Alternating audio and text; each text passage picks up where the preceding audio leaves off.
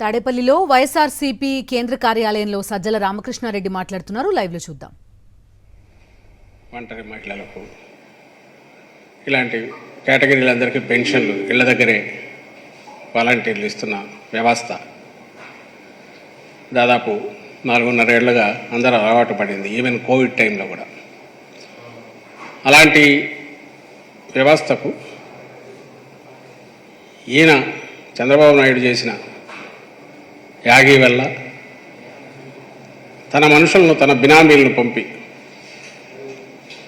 వాళ్ళు వెళ్తే వైఎస్ఆర్ కాంగ్రెస్ పార్టీకి ప్రయోజనం కలిగిస్తారు లేదా ప్రచారం చేస్తారన్న దీన్ని తీసుకుని సాకు చూపి వాళ్ళను పక్కన పెట్టాలనే నిర్ణయానికి తానే కారణమయ్యాడు. బాధ్యత పూర్తిగా తనదే.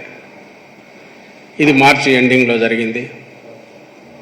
ఏప్రిల్ 1కు ఇవ్వాల్సింది కొత్త ఫైనాన్షియల్ ఇయర్ అయినందువల్ల ప్రతిసారి ఇలాగే 3వ తేదీ ఈ ఇయర్ కూడా అనుకుంటే దాని మీద యాగి చేశాడు. ఒక సిస్టమ్, దానికి ఆయన చెప్పిన కారణం ఈ వాలంటీర్లు వైఎస్ఆర్ కాంగ్రెస్ పార్టీ ఏజెంట్లుగా పనిచేస్తున్నారు. ఆ రోజు అడిగాం, అయ్యా ఏ ప్రభుత్వం మంచి చేస్తుంటే ఆ ప్రభుత్వంలో పనిచేసే ఎవరైనా సరే, ఉద్యోగులు కావచ్చు, వాలంటీర్లు కావచ్చు, పార్ట్ టైమర్స్ కావచ్చు, ఎవరైనా సరే పొలిటికల్గా వాళ్ళు సిటిజన్సే కాబట్టి వాళ్ళకి నచ్చిన దీనివైపు ఉంటారు. సహజంగానే వాలంటీర్లు ఈ ప్రభుత్వం ఇస్తున్న మంచి పథకాలు తీసుకెళ్తున్నారు కాబట్టి దానివల్ల వాళ్ళకి సమాజంలో గౌరవం వచ్చింది కాబట్టి ఈ ప్రభుత్వం మీద అభిమానం ఉండొచ్చు. జగన్మోహన్ రెడ్డి గారు పెట్టిన వ్యవస్థ కాబట్టి ఆయన మీద కూడా అనురాగం పెంచుకోవచ్చు, అభిమానం పెంచుకోవచ్చు. ఈ ఒక్క 2-3 రోజుల్లోనే ఈ ఎన్నికల నెలలో వాళ్ళు వెళ్ళి ఇళ్ళకెళ్ళి ఇచ్చినంత మాత్రాన దాని ప్రభావం పడిపోదు. ఇంతకుముందు కూడా నేను చెప్పాను, వాలంటీర్లను వాళ్ళు పెట్టి ఇంటింటికి సర్వీసెస్, ఇది ఒక పెన్షన్లే కాదు, ఇంకా పౌర సేవలు దాదాపు 100 పైగా 130 ఎన్నో ఉన్నాయి. అలాగే ప్రభుత్వానికి కావాల్సిన ఇన్ఫర్మేషన్ తీసుకొని రావడం కూడా వాలంటీర్లు చేస్తుంటారు. ఇది ఒక బాధ్యత. 2,60,000 మంది దాకా పనిచేస్తున్నట్టున్నారు. ఆ బాధ్యతల్లో ఇది ఒకటి. నిజంగా గన వాలంటీర్లను పెట్టినా ఈ పెన్షన్లు అనేవి పెంచుకుంటూ ఇంటికి సౌకర్యాలంతా అందజేస్తూ ఎప్పటికప్పుడు వాళ్ళకు భరోసానిస్తూ నిలబడే పథకాలు లేకపోతే వాలంటీర్లకు ఆదరణ ఎందుకుంటుంది? అంటే ultimately it is not the volunteers, it is the benefit. ఏదైతే వాళ్ళకు అందుతోందో దాంతో వాళ్ళు తృప్తి పడినప్పుడు ఆ ఆనందం, ఆ తృప్తి, ఆ సంతోషం ఎవరైతే ఇవి అందిస్తున్నారో వాళ్ళకు బ్లెస్సింగ్స్ రూపంలో ఇస్తారు. వాళ్ళు ఎవరైనా సరే రిసీవ్ చేసుకున్నారు. అది వాలంటీర్లు పరిసే వాళ్ళని పెట్టినందువల్ల వస్తున్నది కాదు. వాటికి క్యారియర్ లాగా వాటిని తీసుకెళ్లే వాళ్ళు వాలంటీర్లు కాబట్టి వాళ్ళ మీద అభిమానం వస్తుంది. నువ్వు 1 నెల ఆపినంత మాత్రాన అది ఆగుతుందే అభిమానం? జగన్ గారి మీద, జగన్మోహన్ రెడ్డి గారి మీద ఉండే అభిమానం ఇప్పుడు ఈరోజు పెన్షన్లు తీసుకుంటున్న వాళ్ళకి కానీ మిగిలిన వాళ్ళకి కానీ తగ్గుతుందా? ఆ మాత్రం నీకు ఆలోచన రాలా? పైగా నువ్వు చెప్తే నేను ఎక్కడ వెంటబడి కొడతారో అనే భయంతో నీ బినామీలతో దీనికోసమే ఒకటి సంస్థను పెట్టించి దాంతో సుప్రీంకోర్టుకు వెళ్ళి ఆ తర్వాత బయట నానాయాగి చేసి ఎలక్షన్ కమిషన్ వచ్చాక దాని మీద ప్రెజర్ పెట్టి ఆఖరకు సాధించుకున్నావు. ఏం సాధించినావు? వాలంటీర్లు లేకుండా పెన్షన్లు అనేవి ఎట్లా కోసం ఎలక్షన్ కమిషన్ ఆల్టర్నేటివ్ అరేంజ్మెంట్స్ చేయండి అని. ఆల్టర్నేటివ్ అరేంజ్మెంట్స్లో భాగంగా ప్రభుత్వ యంత్రాంగం వీలైనంత త్వరగా అందివ్వడానికి వీలుగా సెక్రటేరియట్స్కి రాగలిగిన వాళ్ళను, ఎందుకంటే 2,000 మందికి ఒక సెక్రటేరియట్ ఉంటుంది కాబట్టి అక్కడికి రాగలిగిన వాళ్ళని అక్కడికి వచ్చి, రాలేని వాళ్ళు ఎవరన్నా ఉంటే ఇంటికి వెళ్ళి ఇస్తాము. నార్మల్ డేస్లో ఒక రోజులో 80-90% అయ్యేది 2-3 రోజులు పట్టవచ్చు అని అన్నారు. అయితే అప్పటికే ఆ వ్యతిరేకత అంతా తన మీద వస్తుంది అనే భయంతో చంద్రబాబు నాయుడు లేదు ఇదంతా కాదు, 1,20,000 మంది సెక్రటేరియట్ ఎంప్లాయీస్ ఉన్నారు, విలేజ్ సెక్రటేరియట్, వార్డ్ సెక్రటేరియట్ వాళ్ళు, వీళ్ళతో వెళ్ళి ఇప్పించవచ్చు కానీ కొత్త యాగి మొదలుపెట్టాడు. కనీసం 1,20,000 మంది పైగా ఉద్యోగులు ఉన్నారనేది యాక్సెప్ట్ చేశాడు. అదే జగన్మోహన్ రెడ్డి గారు పెట్టిన ఉద్యోగులను కూడా యాక్సెప్ట్ చేశాడు అనుకున్నాం. వాళ్ళు ఉన్నారు కాబట్టి వీళ్ళు వెళ్ళి ఎందుకు ఇవ్వచ్చు కదా ఇళ్ళకెళ్ళి అని లెక్కలేసి అసలు ఎవరు ఈయనేమన్నా ప్రభుత్వంలో ఉన్నాడా? నువ్వు ఓ పక్క ఉన్న సిస్టమ్ను నువ్వే దెబ్బతీస్తావు, మళ్ళీ ఆ సిస్టమ్కి బదులు ఈ గవర్నమెంట్ ఏం చేయాలని కూడా నువ్వే చెప్తావు. అది చేయలేదు పోతే అది నేను ఒప్పుకోనంటావు. అసలు తనకు ఏం అధికారం ఏమి ఇది ఉందని చెప్పి రోజు పోవడము, పంపించడము, ఆ ఎలక్షన్ కమిషన్ మీద ప్రెషర్ పెట్టడము, కాకపోతే ఒకవేళ దాని మీద బ్లాక్మెయిల్ ఎంతవరకు పోతుందంటే ఆ ఉన్మాదం తనకున్న మీడియాలో అడ్డంగా బ్లాక్మెయిల్ చేస్తూ రాయించడం అధికారుల మీద. ఈయన ఇప్పుడే కాదు, అధికారంలో ఉన్నప్పుడు అంతే. నేను గతంలో చూపించాను, సీఎంగా ఉన్నప్పుడు, అప్పుడు లాస్ట్ టైం 19కి ముందు అప్పుడు సీఈఓ మీద దాడికే పోయినంతగా పోయాడు, హోంకరించాడు, దబాయించాడు. ఇప్పుడు అదే చేస్తున్నాడు అపోజిషన్లో ఉంటే. మామూలుగా సాఫీగా జరుగుతున్న సిస్టమ్ని ఎవరు బ్రేక్ చేయమన్నారు? బ్రేక్ చేసిన వాడివి దానికి ప్రత్యామ్నాయంగా ఏర్పాట్లు చేస్తున్నారు. మామూలు డ్యూటీ వర్కింగ్ అవర్స్కి మించి మార్నింగ్ 7 నుంచి ఈవినింగ్ 7 వరకు కూర్చొని సెక్రటేరియట్స్లో అందరూ అటెండ్ అయ్యారు. 2-3 రోజులు కంప్లీట్ చేశారు. దాని దాన్ని వదిలితే 2-3 రోజులు అది పూర్తి అవుతుంది. నువ్వు ప్రత్యేకంగా చెప్పాల్సిన అవసరం లేదు. నీ భయం ఏంటంటే నీ వల్లనే వాళ్ళు మళ్ళీ రోడ్డు ఎక్కాల్సి వచ్చింది, సెక్రటరీ వరకు పోవాల్సి వచ్చింది. ఆ కోపం అంతా ఈ పెద్దవాళ్ళందరూ, వృద్ధులు, అశక్తులు, వీళ్ళంతా కూడా చంద్రబాబు మీద చూపిస్తారని భయం పట్టుకుని ఏం చేసినావు? మళ్ళీ వరుస పెట్టి పిటిషన్ల మీద పిటిషన్లు. లేదు నేను ఒప్పుకోను, ఇట్లయితే కుదరదు, ఇంట్లోకి తీసుకెళ్ళాలి, లేకపోతే నువ్వే చంపినట్టు అవుతుంది, ఆ 32 మందిని నువ్వే చంపినట్టు అవుతుంది. కొత్త లేచిన అలా నుంచి బూతులు తిట్టి శవరాజకీయం ఎవరు చేసింది? ఈయన.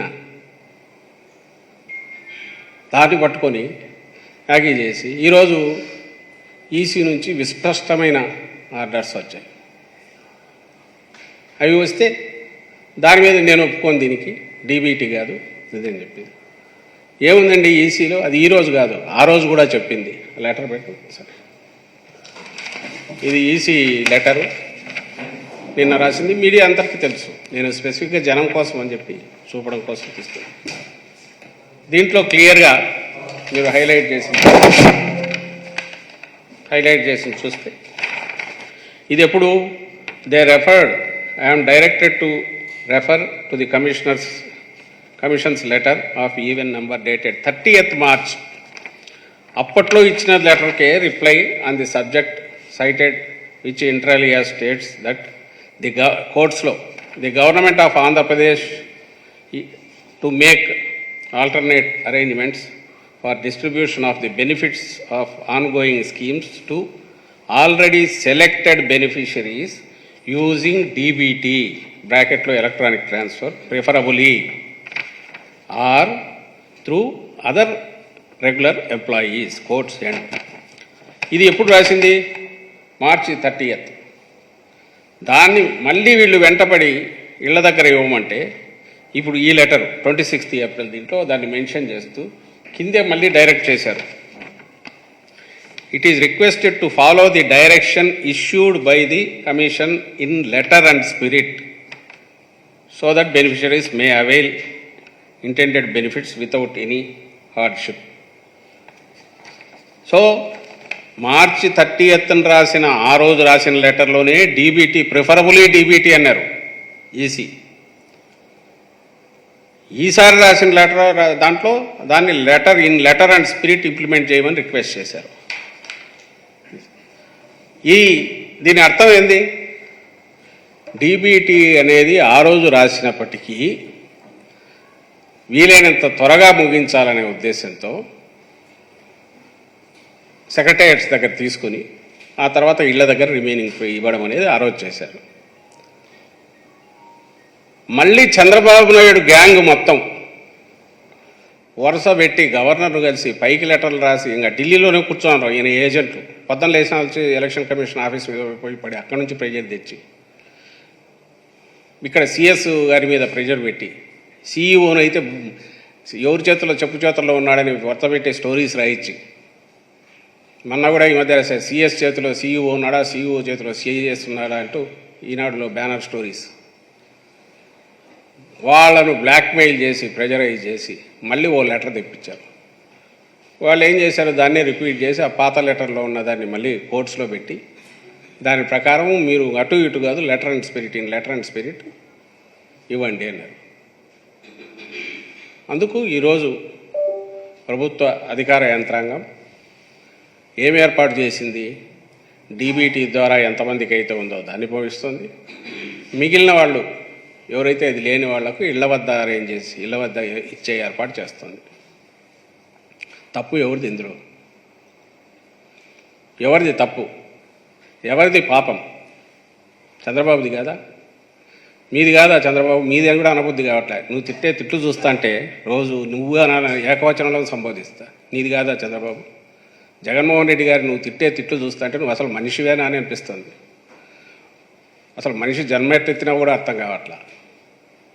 ఈరోజు వరుస పెట్టి చదివితే 50 దాకా తిట్టిన తిట్లు అటు తిప్పి ఇటు తిప్పి, ఇంకా అలాంటివి రోజు మొత్తం మీరు లెక్క పెడితే బహుశా ఆయన ప్రసంగం అరగంట తాగితే 27 నిమిషాలు పైగా తిట్లే ఉంటాయి అనుకుంటున్నా. ఏమేమో మాట్లాడతాడు. భూమికి భారం అంటాడు, జన్మభూమికి భారం అంటాడు, తల్లికి భారం అంటాడు. ఏదైతే చంద్రబాబును చూసి వాళ్ళ నాయన కూడా సిగ్గుపడి ఉంటాడో వాళ్ళమ్మ, అవన్నీ తెచ్చి ఈరోజు జగన్మోహన్ రెడ్డి గారికి పెడుతున్నాడు. ఏదైతే తనకున్న అవలక్షణాలన్నీ ఒళ్ళంతా ఉన్నాయో అవన్నీ తెచ్చి జగన్మోహన్ రెడ్డి గారికి ఆపాదించాలనుకుంటాడు. సంధి ప్రేలాపనలు అంటారు కదా, డెలీరియం. ఆ టైంలో ఏమేమి వస్తాయో తెలియదు. తన్నుకొని వస్తాను. నిన్న ఏకంగా చంపాలని కూడా, చంపితే ఏమవుతుందని అన్నాడు. ఈరోజు అట్లాగే తిట్లున్నాయి. తిట్టి ఆఖరికి నీ సారాంశం ఏంటంటే, నీకు చేతన అయితే నేరుగా పంచు, చేత కాకపోతే తప్పుకో, 1 నిమిషంలో లేదా 1 గంటలో నేను డిస్ట్రిబ్యూట్ చేసి చూపిస్తా ఇడ్లీలు అంటాడు.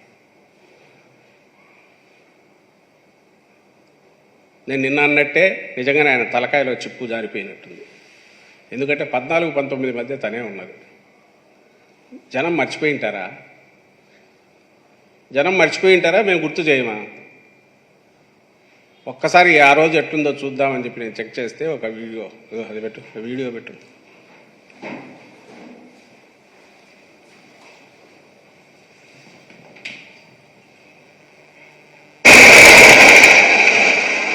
ఇది చీరాల దగ్గర ఇప్పుడు ఆ రోజు పెన్షన్ కోసం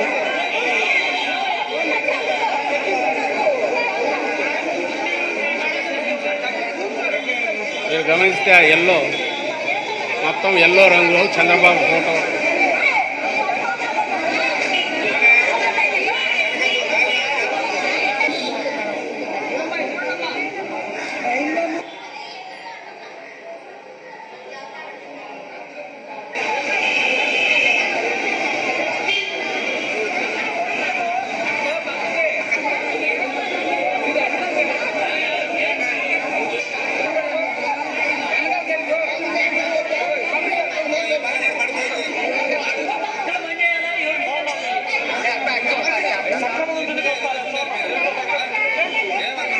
దూరం కొంచెం ఆయన చంద్రబాబు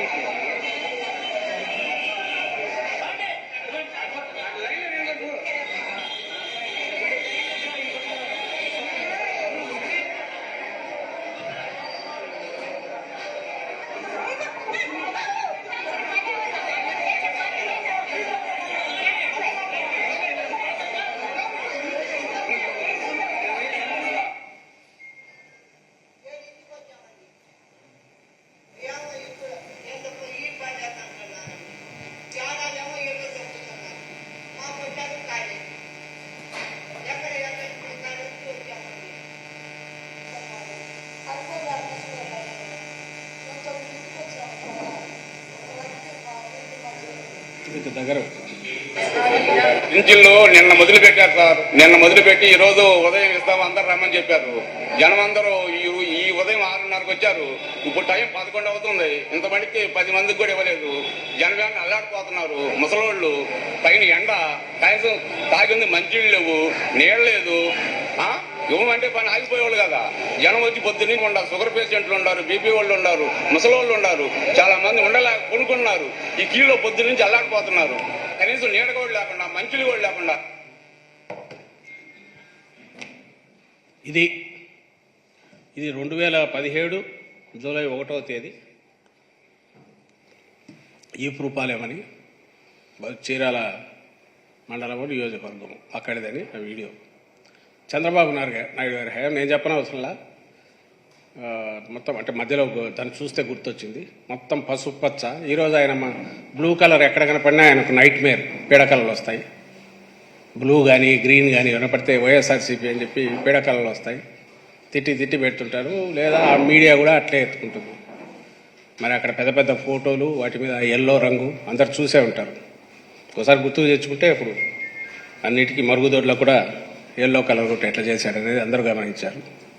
సరే, అది వేరే సబ్జెక్ట్. కానీ ఇక్కడ గమనిస్తే ఇది ఆ రోజుల్లో ప్రతి నెల మీడియా అంతటికీ తెలుసు. మీరు ఎప్పటికప్పుడు గమనించే ఉంటారు. ఇలాంటివి ఓ సాధారణ దృశ్యాలు. నెలలో ఎప్పుడు వస్తుందో తెలియదు, ఎంతమందికి వస్తుందో తెలియదు, మళ్ళీ ఎన్ని నెలలు రాదో తెలియదు. పంచాయతీ ఆఫీసులకో, మున్సిపల్ ఆఫీసులో, మండల ఆఫీసు ఎక్కడో వాళ్ళు ఎక్కడ పెడితే అక్కడ తిరగాల్సి వచ్చేది. 100 మంది ఎండల్లో 10 నుంచి సాయంత్రం వరకు కొట్టుకుంటున్నారు. నువ్వు వచ్చి ఈరోజు జగన్మోహన్ రెడ్డి గారిని క్వశ్చన్ చేస్తావు. అది కూడా దేనికి? నువ్వే రీజన్ అయ్యి. ఈరోజు పరిస్థితికి చంద్రబాబే కారణం. ఆ పరిస్థితిలో ప్రభుత్వం తన పని ఏదో తను చేసుకుంటూ పోతుంటే మళ్ళీ మధ్యలో దూరి ఈసీ నుంచి డీబీటీ ద్వారానే ఇవ్వండి అని చెప్పి మళ్ళీ ఒకటి తెప్పించినాం. ఈరోజు డీబీటీ ద్వారా బ్యాంకుకి ఇస్తుంటే మళ్ళీ వద్దు నేను ఒప్పుకోనని మళ్ళీ గొడవ చేస్తున్నాం. ఇది ఏం సిగ్గు ఎగ్గు ఏం ఉండవా చంద్రబాబు మీకు? నీకు అసలు ఏమన్నా సిగ్గు కొంచెమన్నా? అరే నన్ను అడుగుతారు, నిన్న నువ్వేం చేశావని అడుగుతారు. ఈరోజు ఈ పరిస్థితికి, ఈ దుస్థితికి కారణం ఎవరు? నువ్వు కాదా అని అడగరా? తెలియదా వాళ్ళకు? ప్రజలకు, పెద్దవాళ్ళకు తెలియదా? వృద్ధులకు? వాళ్ళు రేపు నీ మొహం మీద ఉమ్మేయకపోతే చూడు, పెనంలోంచి పొయ్యిలో పడినట్టు అయిపోయింది వాళ్ళ పరిస్థితి. ఇల్లు పంచమంటావే, మరి ఆ రోజు నువ్వు అసలు ప్రయత్నమన్నా చేసినావా? ఇప్పుడు 1,20,000 మంది మేము అంటున్న ఉద్యోగులు, వాళ్ళకు వేరే పని ఏమి ఉండదా? ప్రభుత్వం అన్నాక ప్రభుత్వ ఉద్యోగులకు పనులు ఉండవా? ఆ పనులు చేసుకుంటూ దీంట్లోకి వెళ్ళడానికి కొంతమంది వరకు పోవచ్చు, మిగిలిన వాళ్ళకి ఇక్కడ ఇస్తామంటే దాన్ని కాదని నువ్వు అన్నావు. ఇప్పుడు ఏం చేశావు? ఉండూరులో వాళ్ళు ఉన్న ఊర్లోనే దగ్గరలో ఉండే అది తీసి బ్యాంకు ఎక్కడుందో అక్కడికి పోయేట్టు చేశావు. ఈ పాపం అంతా నీదే అని చెప్పి మళ్ళీ శాపనార్థాలు పెడతారని హడావుడిగా ప్రెస్ కాన్ఫరెన్స్ పెట్టి తిట్టకుండా జగన్మోహన్ రెడ్డి గారిని నువ్వు తిడుతున్నావు. అట్లా అమాయకుల్లా కనపడుతున్నారా జనం? నువ్వు ఆ రోజు అంతా బాగా ఇచ్చి ఈరోజు ఇట్లా జరిగిందంటే నిన్నెవరని అంటారు? నువ్వు అసలు ప్రతి నెల నీ దృష్టికి మీడియా ద్వారా వస్తూనే ఉన్నాయి. ఎంత అన్యాయం, ఘోరం ఇది. వాళ్ళని వచ్చి వెయిట్ చేయనిస్తున్నావు. దీనివల్ల ఆ పాపం, ఆ ఉసురంతా నాకు కొట్టుకుంటుంది అనే ఆలోచన నీకు రాలేదా? జగన్మోహన్ రెడ్డి గారికి ఎందుకు వచ్చింది? చూశాడు కాబట్టి, చూసి చెల్లించాడు కాబట్టి. మనం ఇచ్చే సబ్సిస్టెన్స్ దీనికోసం వీళ్ళు ఇన్ని అవస్థలు పడడం ఏంది? ఈ వయసులో వచ్చిన వాళ్ళకు ఆలనా పాలన చూసుకోవాల్సిన సమాజం సమాజం అంటే ప్రభుత్వం ఆ పని చేయకపోతే ఎట్లా? అరే ఫస్ట్ ప్రియారిటీ కింద పెట్టి ఇచ్చేశాడు. అందువల్లే ఈరోజు అందరి ఆదరణకు ఆయన గురయ్యాడు. అందరి ఆదరణ ఆయనకు దక్కింది జగన్మోహన్ రెడ్డి గారికి. నువ్వు చేసింది ఒక పాపం చేసావు, దానికి కరెక్షన్ చేసి ఏదో ఉన్నంతలో బెటర్ చేసి మర్యాదగా నోరు మూసుకొని ఉండకుండా మళ్ళీ వచ్చి నేను ఇంతకుముందు అన్నట్టు పెనంలో వచ్చి పొయ్యిలో పడేటట్టు ఈ కొత్త నీ డిమాండ్లు పెట్టుకొని పోయి ఈసీ మీద నీ బ్లాక్మెయిలింగ్ టాక్టిక్స్ అని, ప్రెజర్ టాక్టిక్స్ అని యూజ్ చేసి ఈరోజు ఆఖరకు ఈ పరిస్థితికి తీసుకొచ్చావు. ఇప్పుడేమంటున్నావు? నువ్వు తప్పుకో నేను ఇస్తా అంటున్నావు. ఏమిస్తావు? మొత్తం రాష్ట్ర ప్రభుత్వ ఉద్యోగులందరినీ పోయమంటావు. మూతి పగలగొడతారు నేను. ఎందుకు చేస్తారు అందరు నీకు? ఉద్యోగులందరూ పోయి నువ్వు చెప్పగానే పోయి చేస్తారా? ఒకవేళ ఇదే నిజమైతే ఆ రోజు ఎందుకు చేయించలేకపోయినావు? నేను ఇప్పుడు వేసి వీడియో చూపించాను కదా, ప్రతి ఊర్లో అదే పరిస్థితి కాదా 19 వరకు? మరి అప్పుడు ఎందుకు చేయించలేకపోయావు? అప్పుడు కళ్ళు మూసుకొని పోయినాయా? కళ్ళు నెత్తికెక్కినాయా? కనపడలేదా? ఈ క్వశ్చన్లన్నీ వస్తాయి.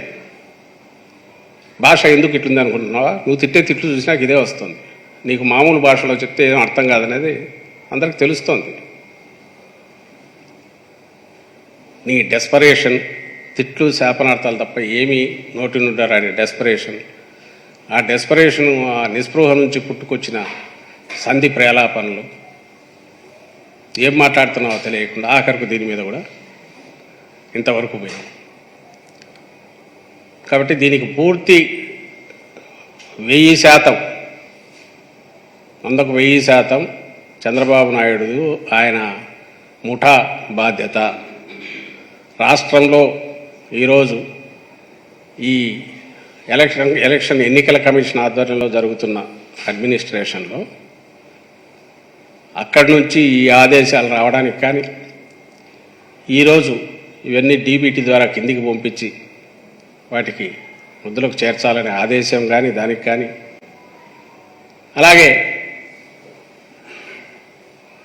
దానివల్ల ఏదైనా ఇబ్బందులు జరిగితే, వృద్ధులు అశక్తులు ఇబ్బంది పడితే దానికి కానీ 100కు 1000% బాధ్యత ఎవరిదే అంటే శ్రీ శ్రీ శ్రీ చంద్రబాబు నాయుడు, ఆయన పార్టీ, శ్రీ శ్రీ శ్రీ పవన్ కళ్యాణ్, చంద్రబాబు నాయుడు దత్తపుత్రుడు, ఇంకా వాళ్ళకు సంబంధించిన ఆయన వదిన పురంధేశ్వరమ్మ, వీళ్ళే అవుతారు తప్ప ప్రభుత్వంది కానీ వైఎస్ఆర్ కాంగ్రెస్ పార్టీది అసలు కాదు. ఎందుకంటే మేము కాదు అది చేస్తున్నది. ఇప్పుడు అడ్మినిస్ట్రేషన్ అంతా చీఫ్ సెక్రటరీ గారి ఆధ్వర్యంలో నడుస్తుంది. నువ్వు మర్యాదగా వదిలేసి ఉంటే, మళ్ళీ ప్రెజర్ తీసుకురాకపోతే బహుశా 2-3 డేస్లో అయిపోయేది. సెక్రటరీకి వచ్చేవాళ్ళు తీసుకునేవాళ్ళు, లేదంటే ఇళ్ళ దగ్గరికి పోయి ఇచ్చేవాళ్ళు. మధ్యలో దూరు చేసినందువల్ల ఇదేదో జరిగింది కాబట్టి మళ్ళీ రిపీటెడ్గా చెప్తున్న బాధ్యత మొత్తం చంద్రబాబు నాయుడుదే. అండ్ ఎవరైతే ఈ 66 లక్షల మంది ఉన్నారో వాళ్ళకి ఆ విషయం బాగా తెలుసు. ఎందుకంటే 14-19 మధ్య ఏం జరిగింది అనేది వాళ్ళు మర్చిపోలా. అండ్ ఈరోజు దీనికి కారణం నువ్వే, చంద్రబాబు నాయుడే దీనికి కారణం అనేది వాళ్ళకి బాగా తెలుసు కాబట్టి శాపనార్థాలు పెడుతున్నారు. చేసేవాళ్ళు కూడా చేయనీకుండా నువ్వు అడ్డం వచ్చినావు తిడతారు. వాటిని భరించక తప్పదు. ఆ శాపాలన్నీ కూడా నీకు తగులుతాయి రేపు ఎన్నికల మే 13వ తేదీ జరిగే ఎన్నికల్లో. ఆ శాపాలు, దాని ఫలితం కూడా నువ్వు అనుభవించక తప్పదు. అదే కాకుండా ఈ సిస్టమ్ను తీసుకొచ్చి ఇంత ఎఫిషియెంట్గా నడుపుతున్న జగన్మోహన్ రెడ్డి గారు, నువ్వు సిగ్గు ఉంటే ఈ ఆలోచన నాకెందుకు రాలని నువ్వు ఆలోచించింది. పైగా ఈరోజు 1,20,000 మందిని నువ్వు పెట్టేట్టు మాట్లాడడం, అసలు దాని గురించి నువ్వు డిమాండ్ చేయడం మీద నాకు అర్హత ఉందని ఆలోచించాలి కదా. నేను ఎప్పుడు ఏ రోజు వస్తుందో పెన్షన్లు ఇస్తానో తెలియని పరిస్థితిలో నేను ఆ రోజు ఉంటే, అంటే చంద్రబాబు నాయుడు ఉంటే, ఈరోజు ఏదో ఈ అబ్బాయి వచ్చాడు, సీఎం అయ్యాడు, అయిన తర్వాత ఈయన చేస్తున్నాడు, మనం దాంట్లో వేలు పెట్టడం తప్పు అని అనుకుని ఉండాలి. వేలు పెడితే జనం క్షమించరు, ఎందుకంటే వాళ్ళు పాత రోజులు మర్చిపోలేదు, చీకటి రోజులు అని గుర్తెరిగి ఉండాలి. లేదు, పెట్టిన తర్వాత కొంచెం కాలితే ఓహో ఇది మనం అడిగేది కాదు. ఎందుకంటే మనము ఇలాంటి వాళ్ళ అసౌకర్యం కలగకుండా వృద్ధులకు సహకారం చేయాలి, వాళ్ళకు సహకరించాలి, వాళ్ళకు హ్యాండ్ హోల్డింగ్ చేయాలి, వాళ్ళకు అండగా నిలబడాలని 14 ఏళ్ల పాలనలో ఏ రోజు నేను ఆలోచించలేదు కదా. నాకు అర్హత ఏముంది? ఏదో వాళ్ళే తిప్పలు పడతారు, 2 రోజులు కాబట్టి 3 రోజులు ఇస్తారు, నోరు మూసుకొని మర్యాదగా ఉందాం అని అనుకొని ఉంటేనా బాగుండేది. అలా కాక జనం మర్చిపోతారులే నీ వల్ల ఎంత సఫర్ అయ్యారనేది నువ్వు అనుకొని ఎవరికి గుర్తుంటుంది లేని మొదలు పెట్టి ఇక్కడికి తెచ్చుకున్నావు. దీనికి బాధ్యుడు నువ్వే, దాని ఫలితం కూడా నువ్వే అనుభవించాలి. ఈ లెక్కన ప్రతిదీ as if you're in the government, Chandrababu గవర్నమెంట్లో ఉన్నాడన్నట్టు రేపు చేయూత గురించి అయినా ఇంకోదాని గురించి అయినా హుకుములు జారీ చేయడం మీద నాకు అర్థం కావట్లే. 23 సీట్లు, అందులో ఎన్ని పోతే నీకు 17 సీట్లు ఉన్నాయి. నువ్వు అసలు ఏం కాదు. రేపు ఎన్నికల్లో నువ్వు మళ్ళీ ఆ 23 కాస్త సింగిల్ డిజిట్ 2, 3 దిగే పరిస్థితిలో నువ్వు ఉండి నువ్వు ఈరోజు వచ్చేసి కూర్చొని నేను హుకుం జారీ చేస్తున్నా, ఇది ఇట్లా చేయండి, అది ఇట్లా చేయండి అని అందరికీ ఆదేశాలు ఇవ్వడం ఏందో అర్థం కావట్లేదు. బహుశా సెంటర్లో ఉన్న బీజేపీతో పొత్తు పెట్టుకున్నాక ఒళ్ళంతా మళ్ళీ కావరం ఎక్కిందేమో నాకు అర్థం కావట్లా. నేను ఏదంటే అదే శాసనం అని, ఏదో నా కంటి చూపే శాసనం అంటారు కదా, అట్లా ఈయన కూడా నేను నోరు తెరిస్తే శాసనమే అందరూ ఫాలో కావాల్సింది. ఆయన ఆ డెలీరియం స్టేట్లో కలగంటున్నారు తెలియట్లే. ఇట్లా తిట్టడము ప్రత్యర్థులను అట్లా నేనే శాశ్వతంగా నేనేదో అధికారంలోకి వచ్చేసాను, ఆల్రెడీ ఇంకా శాశ్వతంగా అధికారంలో ఉన్నాను అనుకొని హుకుములు జారీ చేయడం. ఈ 10 రోజులన్నా అది మానుకుంటే ప్రజలకు కొంచెమన్నా గుర్తు రావు. నువ్వు ఇట్లా చేసే కొద్దీ పాత రోజులు గుర్తొస్తాయి. అంటే ఖచ్చితంగా మేమెవరూ చెప్పనవసరం లేకుండానే ఆయన డిపాజిట్లు కూడా గల్లంతో అవుతున్నాయి చంద్రబాబు నాయుడుకు అనే విషయం ఆయన మాటల్లోనే, ఆయన అనుచరుల మాటల్లోనే, ఆయన తమ్ముళ్ళ మాటల్లోనే, ఆయన దత్తపుత్రుడి మాటల్లోనే, ఆయన వదినమ్మ మాటల్లోనే, వాళ్ళ వాటిలోనే వ్యక్తం అవుతోంది. ఇదిగో ఇట్లా డెస్పరేట్గా మాట్లాడడం ద్వారా ప్రజలు ఆల్రెడీ దాన్ని కూడా గుర్తించినారు. ఇది నేను చెప్పదలుచుకుంది ఈరోజు వచ్చేసి.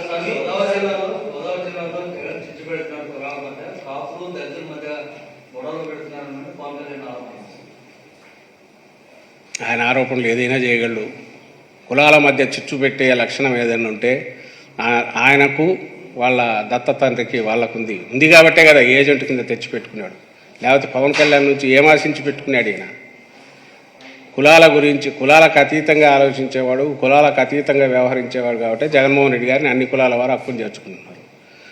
కులం కార్డుతోనే బయటపడాలనుకుంటున్నాడు కాబట్టి చంద్రబాబు నాయుడు ఆయన తీసుకొచ్చాడు. అది పవన్ కళ్యాణ్ కూడా తెలుసు. ఆయన అంటున్నవన్నీ ఆ స్క్రిప్ట్ ఏదైతే చంద్రబాబు రాయించినాడో దాన్ని తను ఎత్తున్నాడు తప్ప అందులో నిజం లేదని ఆయనకు తెలుసు, ప్రజలకు తెలుసు. ఏమండి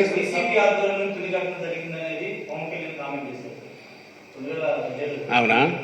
అక్కడ కేసులు బుక్ అయినంత ఎవరి మీద ఆ రోజు కేసులు పెట్టింది ఆయన దత్త తండ్రి చంద్రబాబు నాయుడు గవర్నమెంట్. ఇంకా డౌట్లు ఏమన్నా ఉంటే ఆయన సహోదరుడు చిరంజీవి గారిని అడిగితే ఆయన చెప్తాడు. ఆ రోజు చిరంజీవి గారు వస్తూ సానుభూతి చూపింది, సంఘీభావం ప్రకటించింది, ముద్రగడ పద్మనాభ గారికి ప్రకటించి రాబోతే ఇదే చంద్రబాబు నాయుడు ఆ రోజు ఆపాడు. అది మరి వైఎస్ఆర్సీపీ వాళ్ళు చేయించారా, కడప జిల్లా వాళ్ళు చేయించారా, ఇంకో జిల్లా వాళ్ళు చేయించారా, లేదా కాపులే ఉన్నారా, ఇవన్నీ కూడా చిరంజీవి గారిని అడిగితే ఆయనకు పవన్ కళ్యాణ్కి తెలుస్తాయి. నేనైతే అదే సలహా ఇస్తున్నా. లేదు కేసులు కాపుల మీద అక్కడి కాపుల మీద పెట్టినారు కదా, వాళ్ళంతా ఎంతమంది వైఎస్ఆర్సీపీ వాళ్ళు ఉన్నారో చంద్రబాబుకు తెలుసు, తన దత్త తండ్రి ఆయన అడిగి తెలుసుకోవచ్చు. దానికి పబ్లిక్ వచ్చి మీడియా ద్వారా మాకు సవాలు విసరాల్సిన లేదంటే మమ్మల్ని ప్రశ్నించాల్సిన అవసరం ఉందని నేను అనుకున్నాను.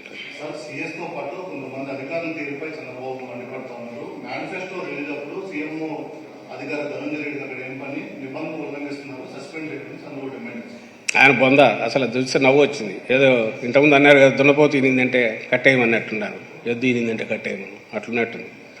సీఎం గారు ఆ రోజు పిలిచింది ధనంజయ రెడ్డి అడ్వైజర్ను. అదేం చంద్రబాబు లాగా ఎత్తిపోయిన కేసు కాదు. ఇక్కడ ధనంజయ పేర్లు ఉండేవాళ్ళు స్టేట్లో చాలామంది ఉన్నారు. చంద్రబాబు పేరు అయితే నాకు తెలిసి ఎవరికి పెట్టిండ్రు అంటారు. ఎవరికి ఉండకూడదనే ఒక్కడికే ఉండాలని వాళ్ళ ఆయన ఇతను ఒక్కడికే పెట్టినట్టున్నాడు. అది కనపడదు ఆ పేరు. కానీ ధనంజయ రెడ్డి అనేది కామన్ నేమ్. తిక్కరావు కాకపోతే వాళ్ళందరూ ఆ రోజు మరుసటి రోజు పోయి ఎలక్షన్ కమిషన్కు పిటిషన్ కూడా ఇచ్చారు, ఇమ్మీడియట్ యాక్షన్ తీసుకోండి. నవ్వు వచ్చింది నాకు అది చూసి. ధనంజయ రెడ్డి అడ్వైజర్ ఉన్నాడు సీఎం గారికి, ఆయన పేరు ప్రస్తావించాడు. అండ్ వీళ్ళు దాన్ని పాపులర్ చేస్తున్నారు. వీళ్ళు దాన్ని తీసుకొచ్చేసి ఎలక్షన్ కమిషన్ దాన్ని ఒక జోక్ చేసినారు.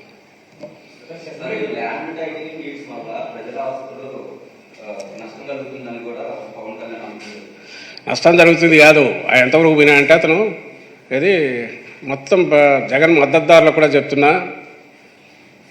రేపు మీవి కూడా మార్టిగేజ్ చేస్తాడు, అమ్మేసుకుంటాడు, జాగ్రత్త తను వచ్చేస్తే అని అన్నాడు. అది నాకు అంటే వీళ్ళు ఏ లెవెల్కి పోతున్నారు. ఇవి కాదు ఐవీఆర్ఎస్లు, ఈ స్టేట్మెంట్లు అసలు ఎక్కడికి పోతున్నారు? జనాన్ని భయపెట్టడం వాళ్ళది అసలు ఊహకందట్లా.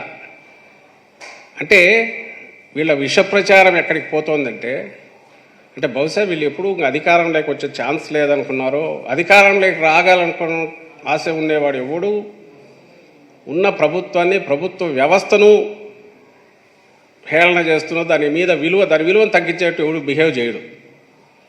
ఆ ప్రభుత్వం మీద, ప్రభుత్వ వ్యవస్థ మీద విశ్వాసం లేనివాడు, దాంతో పని లేనివాడే ఇంత అడ్డగోలుగా అరాచకంగా మాట్లాడతాడు. ఈరోజు జగన్మోహన్ రెడ్డి గారు ఉన్నారు, నిన్న చంద్రబాబు నాయుడు గారు మొన్న ఉన్నాడు, ఇంకో రాష్ట్రంలో ఇంకోరు ఉంటారు, అడ్మినిస్ట్రేషన్లో ఎవరు పొలిటికల్ వీళ్ళు వచ్చినా ఫైనల్గా ప్రభుత్వం అనేది ఒక వ్యవస్థ. ఆ వ్యవస్థ కొన్ని గైడ్లైన్స్, కొన్ని బిజినెస్ రూల్స్, గైడ్లైన్స్ ప్రకారం నడుస్తుంది. రూల్ ఆఫ్ లా ఉంటుంది. అంటే రూల్ ఆఫ్ లా లేదనే వాళ్ళ ఉద్దేశం. ఈజ్ ఇట్ పాసిబుల్ నిజంగా ఎవరైనా ముఖ్యమంత్రి భూములన్నీ తీసుకొని అమ్మేసుకోవడమో మార్కెట్ చేసుకోవడమో చేయగలడా? లేదని వాళ్ళకి కుదరదని వాళ్ళకి తెలియదా? రాజ్యాంగబద్ధంగా ఎన్నికైన ప్రభుత్వం అది ఎవరు వచ్చినా సరే అది కొన్ని కట్టుబాట్లకు లోబడి, చట్టాలకు లోబడి పనిచేయకుండా ఉంటే ఈ రాజ్యాంగం ఏంది, దేశం ఏంది? దేశం నడుస్తుందా? కేవలం నువ్వు అధికారంలో లేవు కాబట్టి నువ్వు కాదు, అదే మీ దత్త తండ్రి, ఆయన ఎలాగో అధికారంలోకి ఈయన వచ్చే ఛాన్స్ లేదు, ఆయనకు చంద్రబాబు ఇచ్చే ఛాన్స్ లేదు. ఆయన గురించి ఈయన ఈ ఆందోళన యాగే అంతా చేస్తున్నాడు. ఆయన చెప్పినాడని నువ్వు చెప్తే, ఈయన చంద్రబాబు మాట్లాడేది తను ముఖ్యమంత్రిగా పనిచేసి ఆయన కూడా అట్లే మాట్లాడితే, ఆయన పార్టీ వాళ్ళు ఆయన చెప్పకుండా అయితే రాదుగా ఐవీఆర్ఎస్ కాల్స్ అందరికీ ఇళ్ళకి వస్తున్నాయి. ల్యాండ్ టైటిలింగ్ యాక్ట్తో భూములు అన్నీ పోతాయి, జాగ్రత్త జాగ్రత్త, జిరాక్స్ పేపర్లు వస్తాయి, మీరు జాగ్రత్త జాగ్రత్త. ఎక్కడైనా ఇట్లా సిస్టమ్ ఉంటుందా? టెక్నాలజీ ఇంప్రూవ్ అయినాక ఈరోజు రకరకాల పద్ధతుల్లో వచ్చింది. అందరూ everybody is getting used to it. Paperless దీనికే పోవాలని గోపక్కపోతున్నారు. ఈరోజు ఫోన్లో నుంచి పేమెంట్లు పంపిస్తున్నారు. ఇవి నార్మల్ ఫ్లైట్ పోయి టికెట్ కావాలంటే ఇప్పుడు ఫోన్లోనే చూపించిపోతున్నాం. ఒకప్పుడు హార్డ్ కాపీ ఉండే, అన్నీ వచ్చినాయి, మామూలుగా నడుస్తున్నాయి. కొత్త సిస్టమ్స్ దేశం 20 రాష్ట్రాల్లో ఇంట్రడ్యూస్ అయ్యేది. రెండు వేరు రిజిస్ట్రేషన్కి సంబంధించింది, అది వేరు. ఈ స్టాంప్ పేపర్ రావడం అనేది, land titling act entirely different. దీన్ని రెండు కలిపి వాళ్ళు ఇష్టం వచ్చినట్టు ప్రచారం చేస్తే భయం వేస్తుంది. ఏం భయం అంటే, వీళ్ళు ప్రజల్లో ఒక రకమైన భయాన్ని పెంచే రకంగా, వ్యవస్థ మీద నమ్మకం పోయే రకంగా ప్రజల మెదళ్ళు విషపూరితమయ్యేట్టు చేసే ప్రయత్నం చేస్తున్నారు కదా. ఈ ఒక్కటి చాలు వీళ్ళు రాజకీయ పార్టీగా కానీ, ఓ బాధ్యత కలిగిన రాజకీయ పార్టీగా కానీ అసలు ఉండడానికి, లేదా పరిపాలన వదిలేసేయండి, ఓ బాధ్యత కలిగిన ఒక ఆర్గనైజేషన్గా కానీ, రాజ్యాంగబద్ధమైన ఈ దేశంలో కానీ ఇక్కడ ఉండడానికి వీళ్ళకి అర్హత లేదు అనేది స్పష్టంగా తెలుస్తుంది. మళ్ళీ చెప్పండి, మేము మీడియా ద్వారా కూడా అడుగుతాం, మీడియాని అడుగుతున్నా, ప్రజలను అడుగుతున్నా, ఈజ్ ఇట్ పాసిబుల్ ఒక ముఖ్యమంత్రి తను అనుకున్నట్టు చంద్రబాబు చేసే ప్రయత్నం చేశాడు. అప్పుడు ఎవరికో ఐఎంజీ భారత్ అని వాళ్ళకి 800 ఎకరాలు కట్టబెట్టే ప్రయత్నం అట్లాంటివి చేశాడు. సరే, అది తనలాగే అందరూ ఉంటారనుకుంటే దట్స్ డిఫరెంట్ ఇష్యూ. కానీ బేసిక్ క్వశ్చన్ వచ్చి, ఈజ్ ఇట్ పాసిబుల్ ప్రజల భూములను ఒక ముఖ్యమంత్రి తను అనుకున్నట్టు చేయగలడా? కుదరదని వాళ్ళకు తెలుసు, అందరికీ తెలిసింది. ఇంకా వ్యక్తులకు మధ్య పోలికకు వద్దాం. అంటే చంద్రబాబు నాయుడు కానీ, జగన్మోహన్ రెడ్డి గారు కానీ, నేను ఇంతకుముందు అన్నట్టు ఆయన భూములను ఎట్లా కబ్జా చేయాలని చూశాడో చంద్రబాబు నాయుడు అందరికీ తెలుసు. ఐఎంజీ భారత్ 800 ఎకరాలు ఇచ్చాడు. స్టేట్ ఎక్కడ చూసినా భూములు కొల్లగొట్టాడు. అండ్ రాచి రంపాన పెట్టాడు. ఆయన హయాంలోని చుక్కల భూముల గందరగోళం, లేకుంటే డూప్లికేట్ రిజిస్ట్రేషన్లు, ఎలక్ట్రానిక్ దాంట్లో ఎక్కి అంతా భూములన్నీ అడ్డగోలుగా ఇచ్చేసిన వ్యక్తి చంద్రబాబు అయితే, జగన్మోహన్ రెడ్డి గారు లిబరేట్ చేశారు, రైట్స్ ఇచ్చారు. పదవి మీరు గమనించుంటారు, ధర్మాన ప్రసాద్ గారు రెవెన్యూ మంత్రి గారు ఎక్స్ప్లెయిన్ చేశారు. ఈయన చేసింది అసైన్ ల్యాండ్స్ ఎప్పుడో ఈ స్వాతంత్రం వచ్చిన దగ్గర నుంచి 20 ఏళ్ల క్రితం వరకు ఉన్నవన్నీ ఫ్రీ చేశాడు. చుక్కల భూములు 3 లక్షల ఎకరాల దాకా ఫ్రీ చేశాడు. ఓనర్షిప్ ఇచ్చాడు రైతులకు, కానీ దాని మీద హక్కు ఉన్న వాళ్లకు, వ్యవసాయం చేసుకుంటూ చాలా కాలం ఉన్న వాళ్ళందరికీ వాళ్ళకు భూములు వచ్చే రకంగా చేశాడు. ఇళ్ల పట్టాలు, ల్యాండ్ కొని దాదాపు 13,000 కోట్లు పెట్టి ల్యాండ్ కొని సైట్లు చేసి ఇచ్చాడు. అది ఇచ్చే చెయ్యి. చంద్రబాబుది లాక్కొని దోపిడీ చేసే చెయ్యి. ఏమరపాటు నువ్వు ఉంటే నీ జోబులు నిలువు దోపిడీ చేసే చెయ్యి అది చంద్రబాబు నాయుడు. ఇది ప్రజలకు తెలియదా? కానీ నేను ఇంతకుముందు అన్నదే, డెస్పరేషన్లో ఉన్నారు, దిక్కు తెలియట్లా, ఏం మాట్లాడాలో తెలియట్లా. ఇంకా తిట్టడము, కన్ఫ్యూజ్ చేయడం, విషప్రచారం చేయడం, ఆఖరకు తద్వారా జనం కన్ఫ్యూజ్ అయ్యి ఏదో ఒక రూపంలో మాకు బెనిఫిట్ జరుగుతుంది, వాళ్ళకి బెనిఫిట్ జరుగుతుందేమనే ఆశ.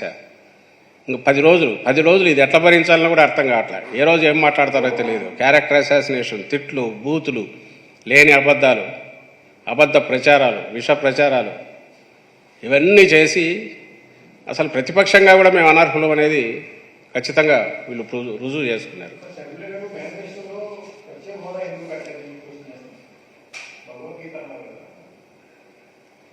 అది ఓ పార్టీనా? ఆ కాంగ్రెస్ పార్టీ ఓ పార్టీనా? అది అసలు ఇక్కడ దానికి ఉనికి ఉందా? ఆమె షర్మిలమ్మ అసలు ఎక్కడి నుంచి ప్రత్యక్షమయ్యారు? తెలంగాణలో ఉండి అన్నాళ్ళు 2 ఏళ్ళు 3 ఏళ్ళు ఉన్నట్టుండి మాయమైనారే, అక్కడ ఎవరికి సంజాయిషి ఇవ్వకుండా ఆమె ఇక్కడికి రావడం ఏంది? ఇక్కడ ఉన్నట్టుండి ప్రత్యక్షమై అడ్డమైన క్వశ్చన్లు ఆమె వేయడం ఉంది. ఆమెకు ఏం లోకల్ స్టాండ్, ఏం అర్హత ఉంది ఇక్కడ నిలబడి మాట్లాడి? ఆ పార్టీకి ఉందా? ఆ పార్టీకి ఉంది, ఎత్తిపోయిన పార్టీ ఆమెకుందా? రేపు 13వ తేదీ తర్వాత చూడండి, ఆమె కనపడుతుందేమో స్టేట్లో కనపడరు. ఇది ఈ దాన్ని ఏమంటారు, ఈ కాలానికి, ఈ పీరియడ్కు అద్దెకు తీసుకున్న పార్టీ అది. ఆమె దానికి సంబంధించి అంతవరకు పనిచేయడానికి వచ్చినట్టున్నారు. ఆ పని అయిపోగానే ఆమె మాయమైపోతారు.